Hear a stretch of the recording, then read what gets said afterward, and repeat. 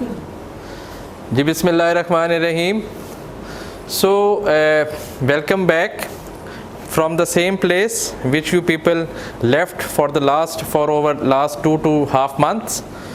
So it's not actually the same place because the lecture hall is empty allwhere and there are no students over here.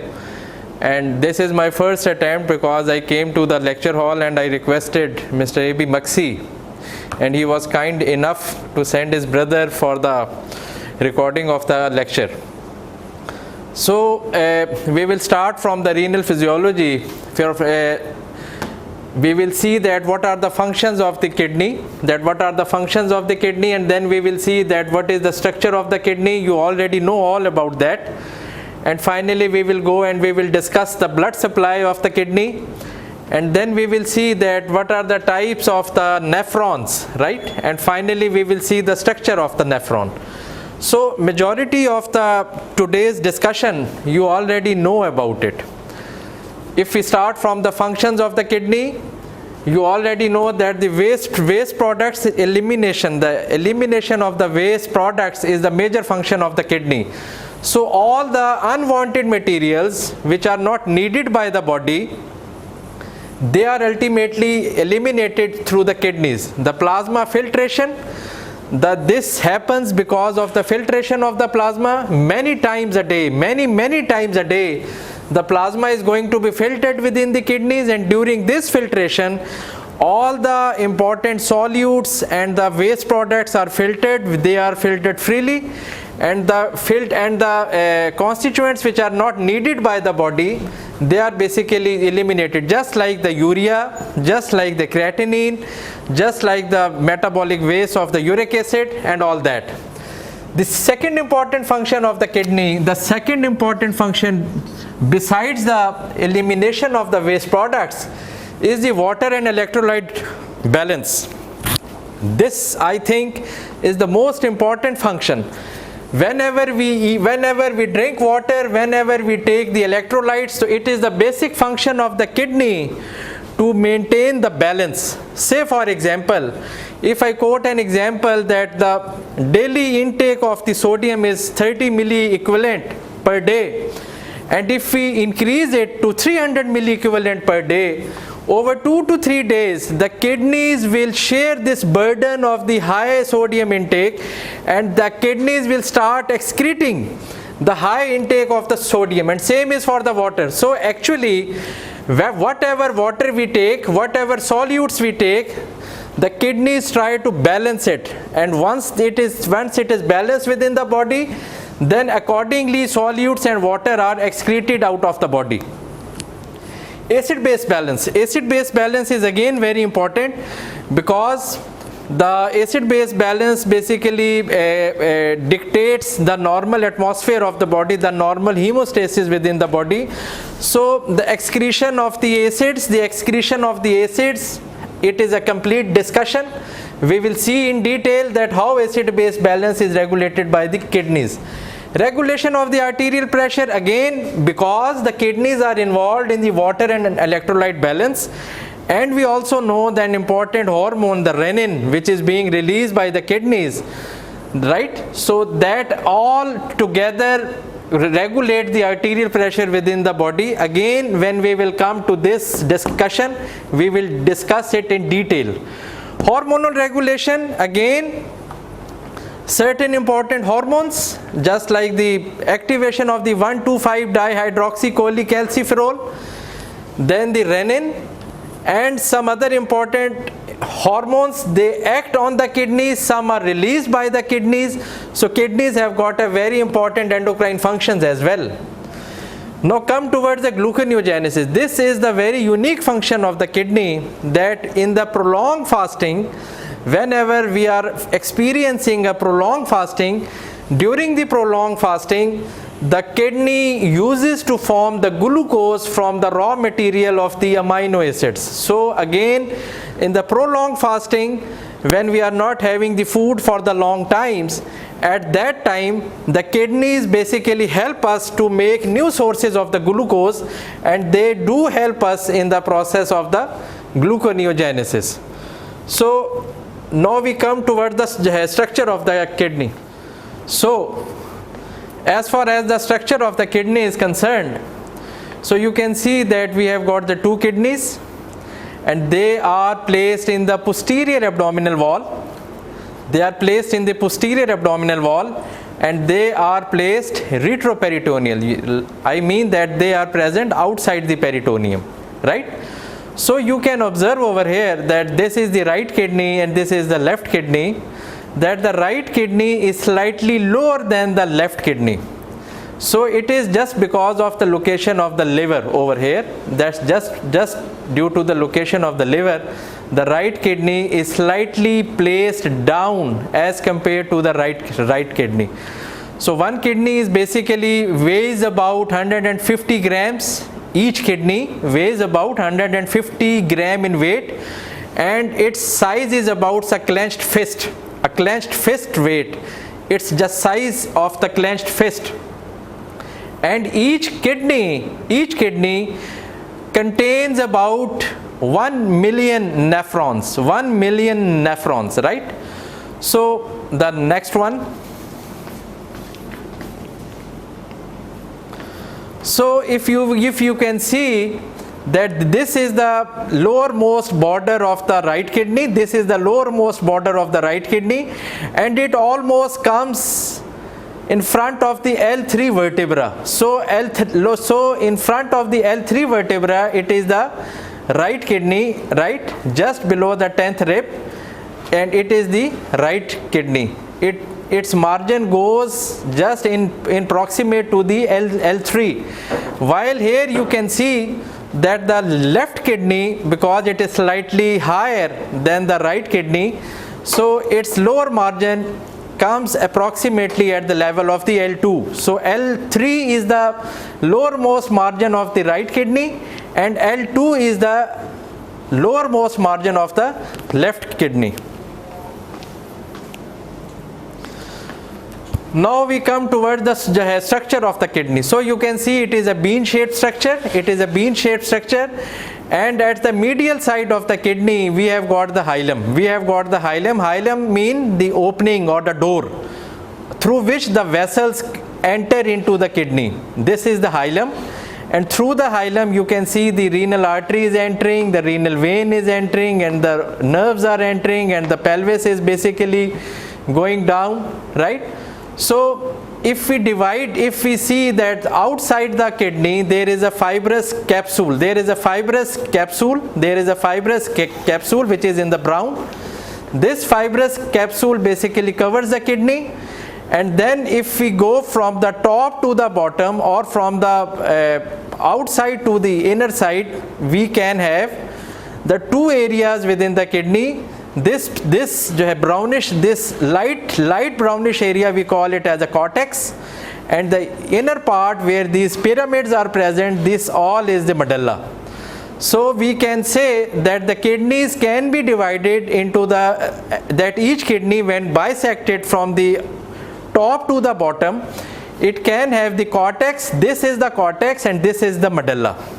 So what is the importance of the cortex and the medulla? The importance of the cortex and medulla is that the parts of the nephrons, some of the parts are present in the cortex and some of the parts are present in the nephron. Secondly, we do have the two types of the nephrons. The first type of nephron, we call it as a cortical nephrons. So majority of the cortical nephrons, which are majority in number, they are present in the cortical part of the nephron, right? And the second part and the second important types of the nephrons which we do have are the juxtamedullary nephron. So they are present at the junction of the cortex and the medulla. I will discuss them in detail. So the cortex and the medulla, and finally the medulla is basically divided into these cone-shaped structures. This is the demarcation line, right? You can concentrate over here that this is the demarcation line, and beyond that is the cortex, and this side is the medulla, and the medulla is divided into the renal pyramids. These are the renal pyramids. These are the cone-shaped structures, and their bases. These are the bases of the renal pyramids. The renal pyramids, basically these are the renal pyramids, right? So the bases of their renal pyramids originate at the junction between the cortex and the medulla, and you can see that their apices, that this is the apex and this is their base, right? So these apices are actually opening into the papilla. We call it as a renal papilla. And from the renal papilla, the minor calyces originate, and these minor calyces basically collect the urine from the tubules of the nephrons, and then these minor calyces, then they coalesce with each other, and they are going to join the major calyces. And now these major calyces are actually collecting the urine from all the minor calyces, which is again collecting urine from the collecting systems of the nephrons, and ultimately the whole of the urine is being transported toward the renal pelvis. This is the renal pelvis. The renal pelvis is actually the upper dilated part of the ureter. So all the urine which is being formed by the renal tubules, ultimately being collected by the minor calyceal system, then it is being transported to the major calyceal system, and then the major calyces ultimately transported to the renal pelvis, and from the renal pelvis it enters into the ureter. So you can see over here that this is the hilum, this is the opening door from where all the things are entering and leaving the kidney. So this is the renal artery, this is the renal vein, and you can see that this is the renal medulla. This hole is the renal medulla, और ये वाला जो है brownish area जो है, ये जो strip है, this is the renal cortex. And these are the renal columns. This is the fibrous capsule, this is the ureter, right? So again the same thing, that what is the function of the renal capsule? This is the renal capsule. It is a protective layer. It is a protective layer of the connective tissue to prevent the injury to the kidneys. The basic idea for having the capsule around the kidney is that it is a protective in nature, and it prevents any massive injury to the kidney. Renal cortex, this part is this light pinkish part is the renal cortex. Again the same diagram but quite elaborative, that it is the outer layer of the kidney, and that contains the nephrons, Bowman's capsule, and the collecting ducts. I will show you some more diagrams. These are the renal pyramids. They basically make up the medullary part of the kidney. That the medulla is divided into the renal pyramids, and it is the inner layer of the kidney, and this is the site of the urine formation, because all the collecting ducts of the nephron, they are basically present in the renal pyramids, and these renal pyramids are basically responsible for the formation of the urine and collection of the urine ultimately into the minor calyces, and finally into the major calyces, and ultimately it comes into the renal pelvis, and ultimately into the ureter. Now what is the function of the minor calyces? These are the minor calyces. Minor calyces basically receives the urine from the papilla, these papilla, कि इन सारे papilla से जितना भी urine formation होता है, that is ultimately being collected by the minor calyces, right, and then they pass it to the major calyces. इनका काम है कि the collection of the urine from these renal pyramid's, and then the transport from the minor calyces to the major calyceal system. Major calyces, these are the major calyces, right, and you can see that they receive urine from the minor calyces and converge them to form towards the renal pelvis. Now what is the renal pelvis? Renal pelvis collects the urine from all the major calyces, and finally the renal pelvis becomes the part of the ureter, and the ureter it carries the collected from the renal pelvis to the urinary bladder for the storage. So now I can just summarize you that outside layer is the renal, outside layer of the kidney is the cortex, and then just inner to the cortex, this whole internal part is the medulla. Medulla is divided into the renal pyramids. Renal pyramids have got the nephrons and the collecting tubules. The nephrons make the urine, and ultimately they transport that urine to the minor calyceal system, minor calyces. The minor calyces meet each other and they ultimately make the major calyces. So urine from the renal pyramids shift to the minor calyces to the major calyces, and finally major calyces shift them to the renal pelvis, and from the renal pelvis it enters into the ureter. Now we come towards the blood supply. This is very important to understand because whole of the physiology of the kidney revolves around the blood supply.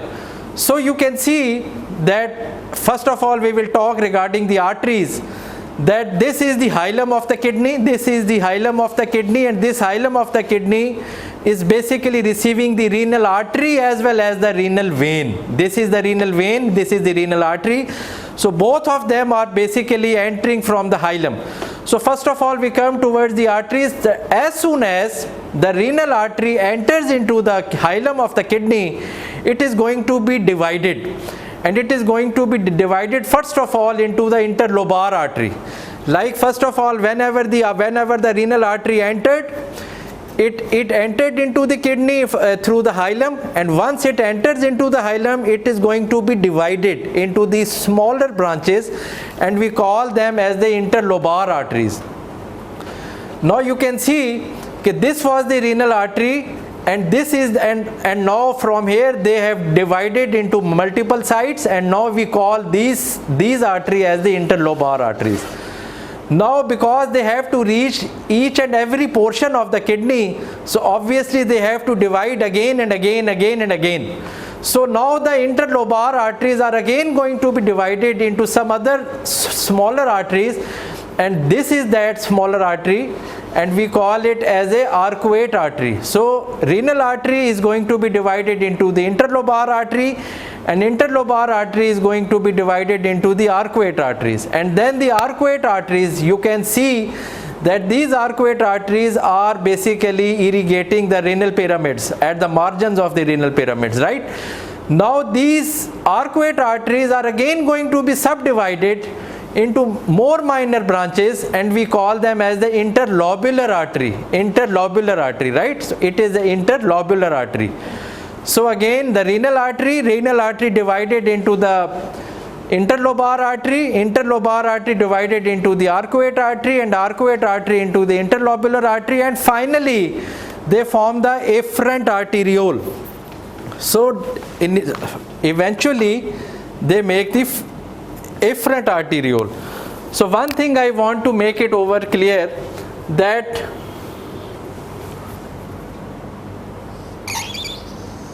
within the glomerulus, right, it is the afferent arteriole, and these afferent arteriole make the glomerular capillaries over here.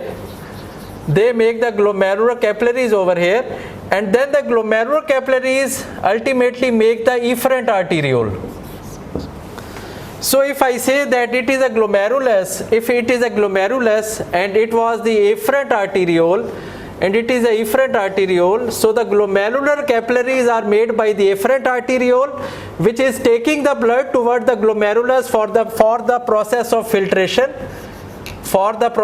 filtration, right?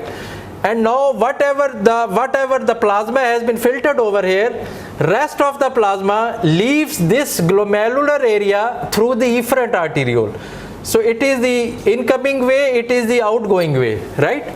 So that's why the afferent arteriole, this afferent arteriole comes into the glomerulus, and within the glomerulus you can see over here that this is a tuft of the capillaries, and these tuft of the capillaries is basically the glomerular capillaries, right? So afferent arteriole make the glomerular capillaries, and from the glomerular capillaries then comes the efferent arteriole. वो सारा का सारा blood जो कि renal artery से filtration के लिए आ रहा है, First of all, it will go to the interlobar artery, then it will go to the arcuate artery, then it will go to the interlobular artery. Finally, it will come to the afferent arteriole, और afferent arteriole से होता हुआ जब ये glomerulus में पहुंचेगा तो ये जो ग्लोमेरुलर कैपिलरीज हैं जो कि afferent arteriole से बन रही हैं, यहाँ पे इनकी फिल्ट्रेशन होगी, यहाँ पे इनका प्लाज्मा सारा का सारा फिल्टर होगा. What is going to be filtered? Again a detailed discussion when I will be discussing the glomerular filtration rate, then I will tell you.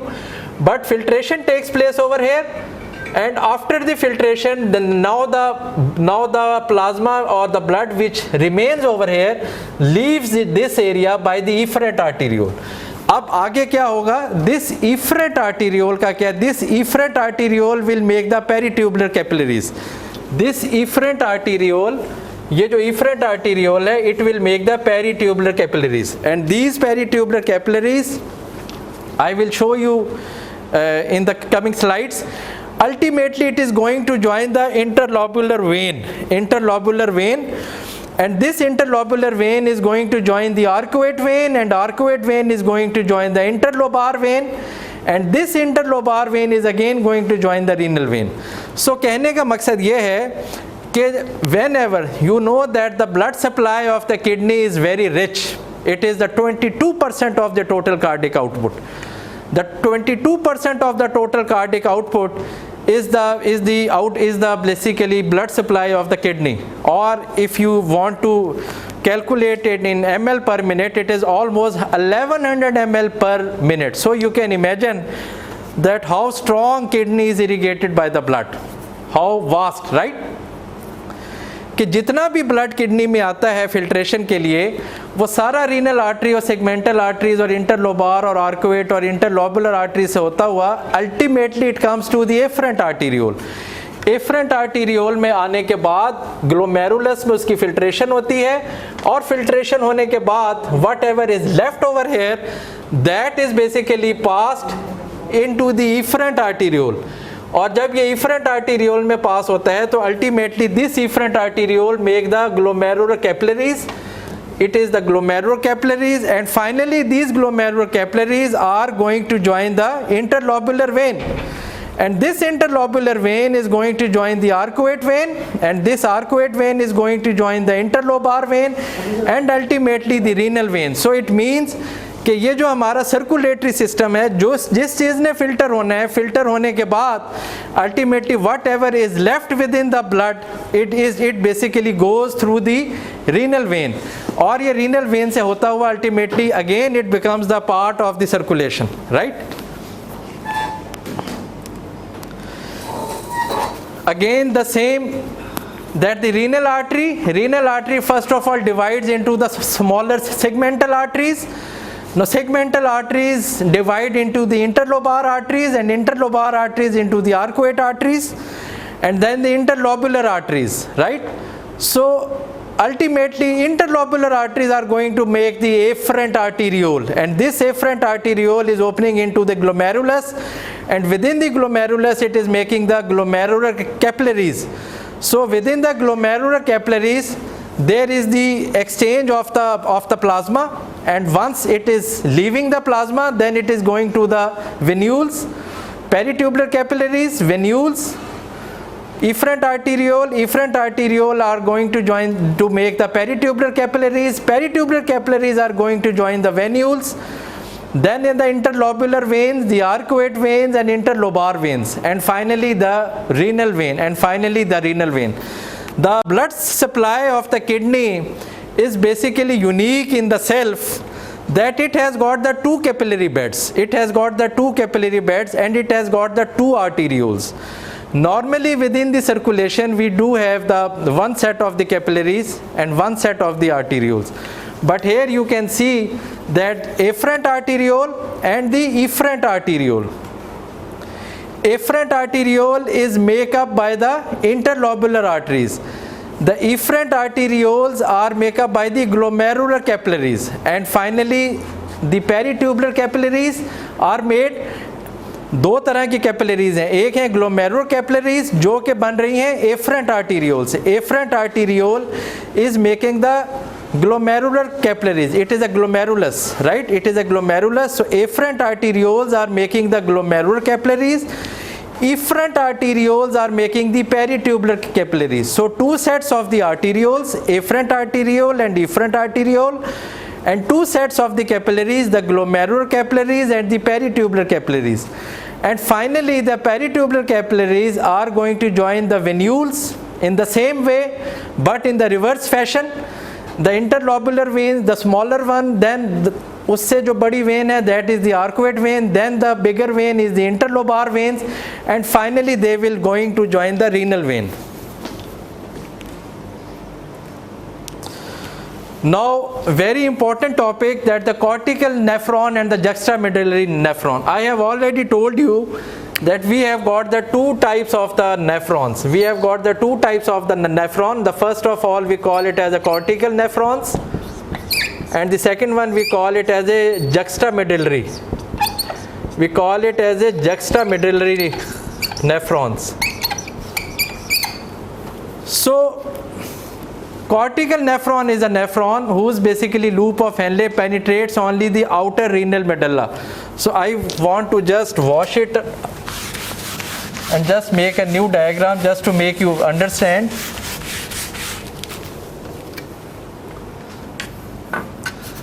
That if we draw a demarcation line, and we say that upper one is the cortex and this one is the medulla, right?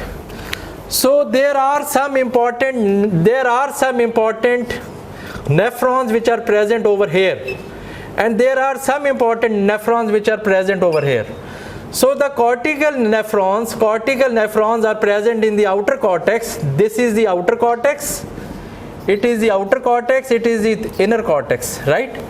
So the nephrons which are present, which are known as the cortical nephrons, they are present high up in the cortex, in the outer cortex.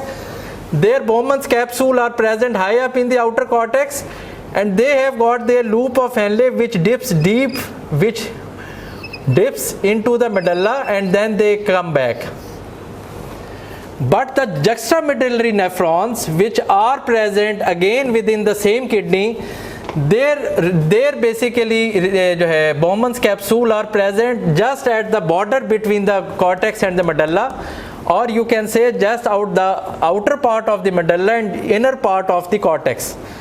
And they have got the long loop of Henle. And they dip deep down into the medulla, right?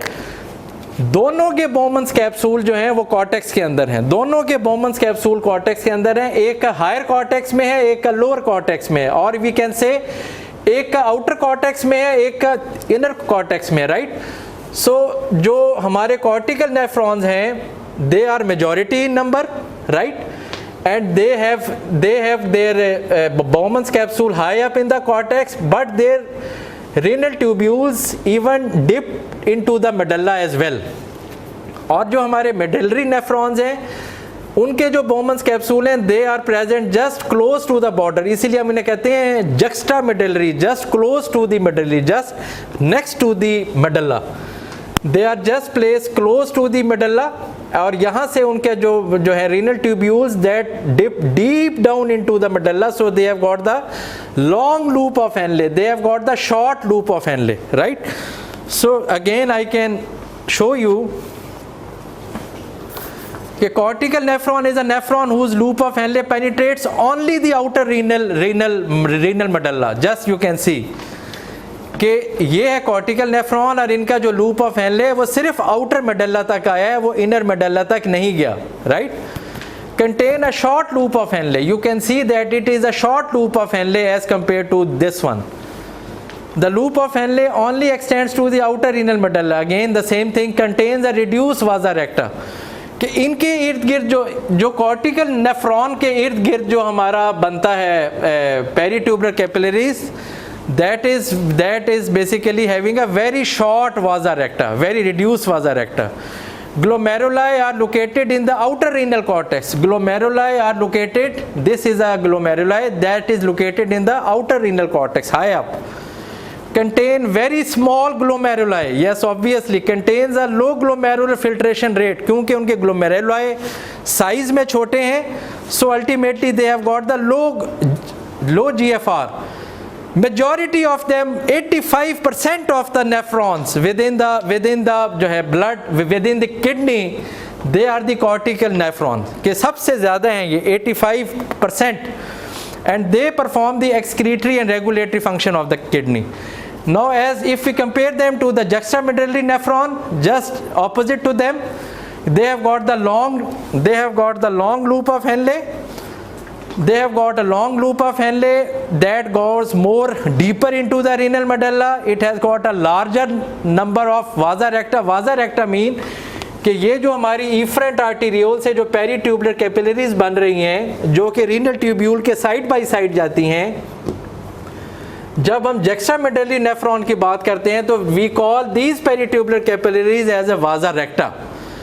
Glomeruli are located near the corticomedullary border. You can see के बिल्कुल border के साथ इनके glomeruli पड़े हुए हैं. Contains high GFR, इनका GFR बहुत हाई होता है, right.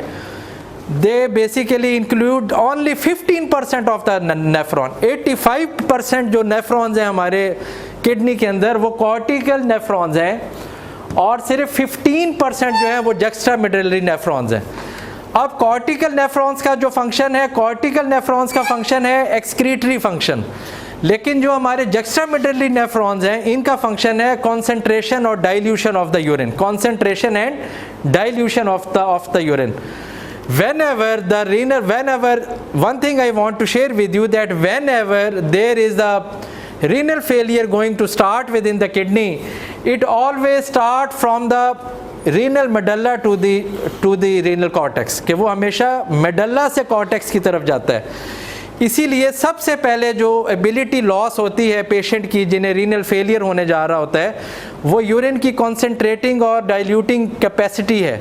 Because nature has already provided 85% of the nephrons in the outer cortex, so nature want to preserve them. So that's why the renal failure always start from the medulla towards the cortex. और सबसे पहले ये जो हमारे 15% जो हमारे nephron हैं जो कि यूरिन कॉन्सेंट्रेशन और डाइल्यूशन में हेल्प करते हैं, सबसे पहले ये इफ़ेक्ट होते हैं. And ultimately, if the disease continues to go on, then ultimately it involves the cortex. Again, the diagrammatic representation. ये cortical nephron है, ये juxtamedullary nephron है. First of all, difference of the location of the glomeruli. It is located slightly high. In the outer cortex, it is a cortical nephron. आप इसका nephron देख लें कि it is placed a bit जो है down towards the renal medulla. It has got the short loop of Henle. It has got the long loop of Henle. The glomeruli are short. The glomeruli are big. After that, this is it has got the peritubular capillaries. It has got the vasa recta, right?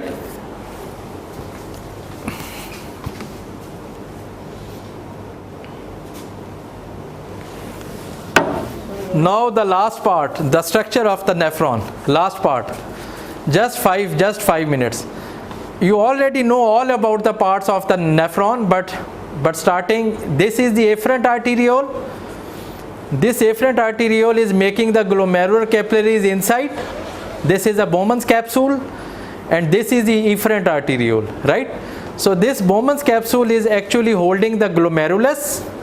And from here, this is the proximal convoluted tubule. It is a proximal. This is the first part. We call it as a proximal.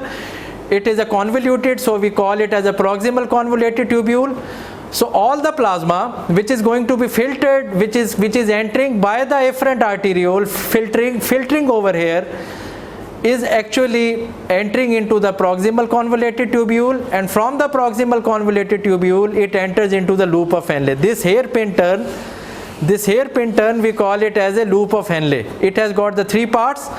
This is the descending part of the loop of Henle, this is the ascending part of the loop of Henle, and this is the thin descending part, this is the thin ascending part, and you can thick ascending part of the loop of Henle.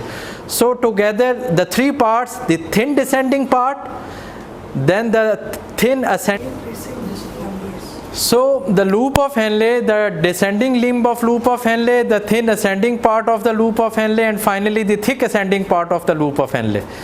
This thick ascending part of the loop of Henle is going to join the early part of the distal convoluted tubule, then it is the late part of the distal convoluted tubules, and finally you can see over here that this is the collecting ducts, this is the cortical collecting duct, and finally it is the medullary collecting duct. So we should know that which parts of the nephrons are present in the cortex and which parts of the nephrons are present in the medulla. So if I just make a line over here, and I can say that upper parts are the cortex and lower parts are present in the medulla. This is for every cortical and as well as the juxtamedullary nephron.